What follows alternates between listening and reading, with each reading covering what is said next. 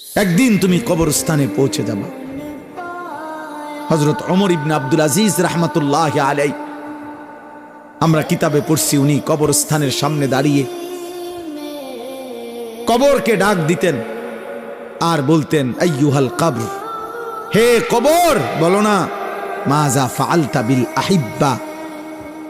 আমার আপনজনদের সাথে তুমি কি করেছ? আমার চাচা, আমার মামা, আমার ফুফা, আমার বংশের কত লোক তোমার কবরে রাখছিলাম, আজ বলো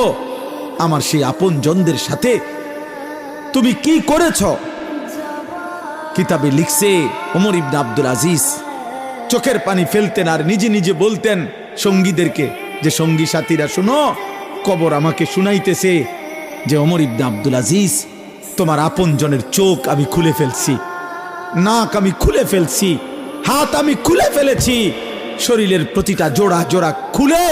আমি মাটির সাথে মিশায় ফেলছি, আমার মাটি